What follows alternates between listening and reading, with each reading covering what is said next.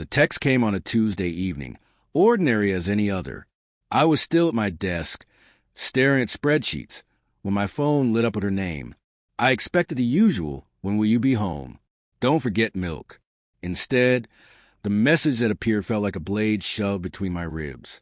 "I found someone else. I want nothing more to do with you." No hesitation. No softening. Just 7 words to discard the years we had built together. For a moment, my thumb hovered above the keyboard. I imagined begging, demanding, pleading for an explanation. I imagined shouting to the phone, unleashing the anger bubbling inside me. But all that left my fingers was 2 words. "As you wish." I hit send, slipped the phone back into my pocket, and sat in silence. For hours that night, I thought of all the things I had given her. Not just the money, though God knows I funded every piece of her life.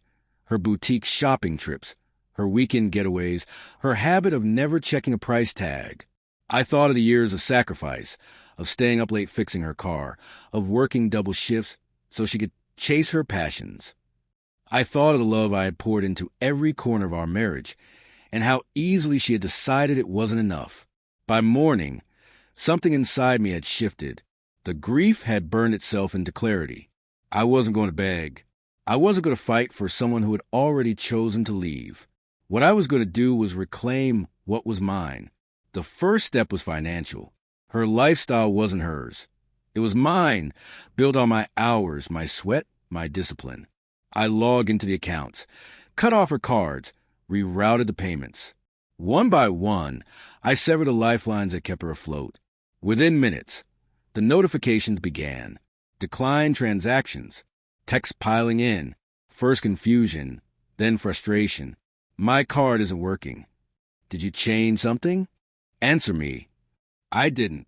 For the first time in years, I felt no obligation to cushion her fall. By the second day, the tone of her messages had turned from anger to panic. "This isn't funny. You can't just do this. Please, I need gas money. Please." I ignored every word. And then, 36 hours later, the mask cracked. She showed up at my door, mascara streaked, hair tangled, nothing like the flawless image she worked so hard to maintain.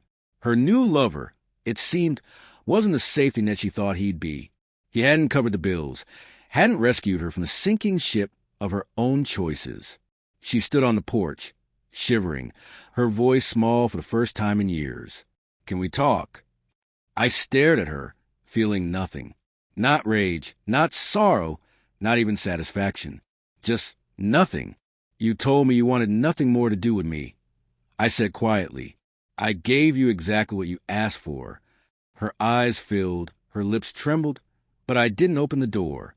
The woman standing there wasn't my wife anymore.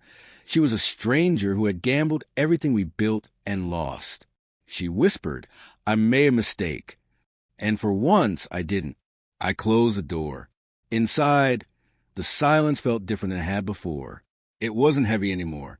It was clean, free. That night, I sat alone at the kitchen table, eating a simple meal I'd cooked myself, the house calm around me. I thought about how quickly life can unravel, how fragile trust really is. But I also thought about strength, the kind that comes not from clinging to someone who doesn't value you, but from letting go. For years, I had built my world around her, funding her dreams, carrying her weight, believing her happiness was mine to provide. But the truth was simple, brutal, and liberating. The moment she chose someone else, she freed me. The text she thought would destroy me had done the opposite. It set me on a new path, one where my worth wasn't tied to someone else's choices. I looked at my phone one last time. Her messages still sat unanswered, a trail of apologies, excuses, half-hearted promises. My thumb hovered over the screen before pressing the final button. Block. And with that, the story was over. The silence wasn't lonely anymore. It was mine.